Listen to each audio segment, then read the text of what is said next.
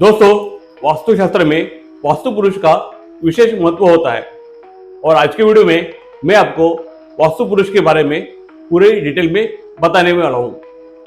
वास्तु पुरुष की उत्पत्ति और उसका स्वरूप कैसे होता है ये मैं बताने वाला हूँ। हर दिशाओं में वास्तु पुरुष का क्या असर होता है ये मैं आपको यहाँ पे जानकारी देने वाला हूँ।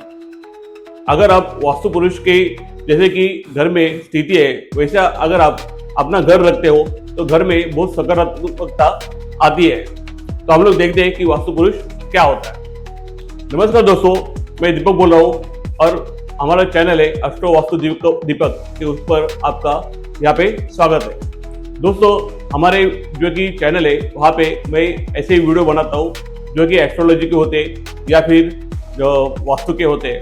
यहाँ पे मैंने वास्तु के ऊपर और एक वीडियो बनाया जहाँ पे मैंने बताया कि 16 दिशा क्या होती है। उसके बाद मैं वास्तु पुरुष के ऊपर ये वीडियो बना रहा हूँ। उसके बाद हर एक दिशा के ऊपर भी मैं वीडियो बनाऊंगा। तो आप जैसे कि वीडियो देख रहे हो तो पहले वाले वीडियो थे उसको भी रिफर करो। तो चलिए हम लोग देखते हैं कि वास्तु पुरुष क्या होता है। तो वास्तु पुरुष का उत्पत्ति के बारे में एक कहानी है। तो जैसे कि हम लोग एस्ट्रोलॉजी सीखते हैं या वास्तु सीखते हैं, ये सब हमारे पुराण से आया है और पुराण में कुछ कहानी बताई गई है क्योंकि हमको ये स्थिति का जानकारी होना चाहिए या हमको अंडरस्टैंडिंग होना चाहिए। तो मैं जो आपको कहानी बता रहा हूँ ये हमको सिचुएशन जानने के लिए, ऐसा कुछ नहीं कि ये कहानी एकदम फिट बैठती होगी। तो पुरातन काल था, वहाँ में ऐसे कहा जाता है कि शिवजी, हमारे शिवजी और एक राक्षस था, उसका नाम था अंधकासुर। इनका बहुत बड़ा युद्ध हुआ था। अभी जैसे कि जो कि पहले पुरातन काल में भगवान और असुर जो रहते यानी कि राक्षस, उनका युद्ध होता था। तो वैसे ही जो कि शिवजी और एक अंधकासुर था उसका युद्ध हुआ था और वो अंधा जो राक्षस था वो इतना ताकतवर था कि शिवजी से भी युद्ध कर रहा था और इनका बहुत टाइम से युद्ध चल रहा था, बहुत दिनों से युद्ध चल रहा था। उसमें उनका पसीना और खून निकला। तो दोनों का पसीना और खून से वहाँ पे एक राक्षस की उत्पत्ति हुई और वो राक्षस धीरे धीरे बड़ा होते गया और वो बड़ा होते गया। वैसे ही वो सब कुछ खाने लगा, आसपास की चीजें खाने लगा। उसके बाद देवता को खाया, राक्षसों को भी खाया और इसकी वजह से सब लोग यानी देवता और राक्षस दोनों भी डर गए कि भाई ये सबको खा रहा है, ये कुछ दिन के बाद पृथ्वी भी खा जाएगा, पूरा ब्रह्मांड खा सकता है। तो ये बड़ा ही होते गए, जैसे खाते रहता वो बड़ा होते रहता था। फिर सब देवता और राक्षस भागने लगे। अभी भागने के बाद कहाँ जा सकते हैं, तो वो ब्रह्मा जी के पास गए। तो वो भागते भागते ब्रह्मा जी के पास गए। तो वो जो राक्षस था जो भी चीज मिलती बीच बीच में खाता था और उनके पीछे भागता था और वो बड़ा हो जा रहा था। तो ब्रह्मा जी के पास गए तो सब रुक गए और ब्रह्मा जी को सभी देवता ने और जो राक्षस गण थे दोनों भी थे, तो उन्होंने उनको प्रार्थना की कि इससे हमको बचाओ। तो फिर ब्रह्मा जी ने कहा कि सभी देवता और राक्षस उसके ऊपर चढ़ जाओ, उसके ऊपर बैठ जाओ और उसको दबा दो। तो उन्होंने क्या किया, उसको दबा दिया। तो जो ये था, जो कुछ पैदा हुआ था, जो राक्षस सबको खा रहा था, तो उसको पहले कुछ नाम भी नहीं था, तो उसको दबा के वहाँ पे रुका दिया। लेकिन देवताओं और असुर ने पूछा, जो कि राक्षस थे, कि इसका क्या करें।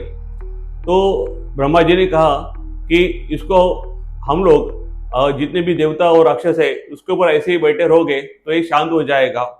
लेकिन इसको जो है कि फ्यूचर में इसको नाम दे दिया गया वास्तु पुरुष। और इसको जो है कि खाने के लिए क्या देना है, क्योंकि अगर उसको कुछ खाने को नहीं मिलेगा तो फिर से वो देवता या फिर राक्षस या भी दुनिया में जितनी भी चीजें है वो नष्ट कर देगा। तो फिर ब्रह्मा जी ने कहा कि ये जो आदमी है जिसको हमने नाम दिया है कि वास्तु पुरुष, ये वो चीज खाएगा कि अभी जाके दुनिया में जितने भी लोग वास्तु बनाएंगे वहां पे अगर वो वास्तु गलत बनाते हैं तो ये लोगों को वो खाएगा। यानी इसका मतलब ऐसे नहीं कि लोगों को खाएगा, यानी उनको वो कुछ शिक्षा देगा इस तरह से। तो ये वास्तु पुरुष ऐसे बन गया। तो जब भी कोई वास्तु बनाता है तो जो वास्तु पुरुष होता है उसके तरीके से हमको घर बनाना है। तो वास्तु पुरुष का स्थान क्या होता है, जैसे कि कुछ वीडियो में मैंने पहले जो बनाया जिसमें आपको दिशा बनाई थी मैंने, तो दिशा की अगर हम लोग देखेंगे तो नॉर्थ और ईस्ट, नॉर्थ ईस्ट जिसको हम लोग ईशान्य कोण बोलते हैं, तो वो जगह के ऊपर जो है कि वास्तु पुरुष का सर होता है, तो वो सर वहां पे होता है। अकॉर्डिंगली बाकी जो दिशा होते हैं हमको वैसे देखनी है, जो कि मैं आपको यहाँ पे दिखाऊंगा। जैसे मैं बता रहा हूँ तो आपको वो जो चार्ट भी यहाँ पे दिख रहा है, तो यहाँ पे जो है कि ईशान्य कोण में जो वास्तु पुरुष का सर होता है, तो यही जगह पे अगर कोई आप गलत चीज करते हो तो वहां पे क्या होगा आपका, जैसे कि वास्तु पुरुष के दिमाग के ऊपर कुछ गलत चीज करते हो तो उसका दिमाग खराब हो जाएगा, वैसे ही आपके घर का वातावरण खराब हो जाएगा। तो वास्तु पुरुष के जो अंग है वो हमारे अगर घर के ऊपर हम लोग देखेंगे तो ईशान्य से अगर सर होता है तो बाकी उसके जो चीजें होती है हाथ पैर वैसे ही हमको घर में दिखेंगे। लेकिन सबसे जो कि एरिया होता है और जिसको हम लोग महत्वपूर्ण बोलते हैं वो होगा ईशान्य कोण। अगर ईशान्य कोण, इसको नाम ही ईशान्य कोण दिया है, तो ईशान्य कोण इसलिए दिया है कि ईश्वर की जगह वहाँ पे आपका मंदिर भी हो सकता है। वहाँ पे अगर कुछ गलत चीजें होती है जैसे कि टॉयलेट बाथरूम होता है या किचन होता है, तो ये आपको नुकसान दिया होता है। जिस घर में जैसे कि कलेश होता है या कुछ प्रॉब्लम्स होते हैं कि वो ईशान्य कोण को अच्छा नहीं रखते हैं, तो वास्तु पुरुष का ये जो महत्व है हमारे लिए। और वास्तु पुरुष के जैसे मैंने आपको बताया था कि उसके ऊपर देवता और राक्षस भी बैठे थे, तो ये जो देवता और राक्षस उसके ऊपर बैठे थे, तो यहाँ पे 45 यानी 45 देवता और राक्षस जो है या गंधर्व जो इसके ऊपर बैठे थे। तो वैसे ही हमारे घर में हम लोग देवता के स्थान समझते हैं। जैसे कि यहाँ पे अगर हम नॉर्थ यानी उत्तर दिशा में अगर हम लोग देखते हैं तो वहाँ पे तो उत्तर दिशा में जो स्थान होता है कुबेर का होता है, और अगर हम लोग दक्षिण में देखेंगे तो यम का होता है। तो ऐसे जो देवता या दानव या फिर यक्ष की ऐसे कुछ 45 होते हैं, उसका भी मैं आपको पिक्चर बताऊंगा और उसके बारे में भी वीडियो बनाऊंगा।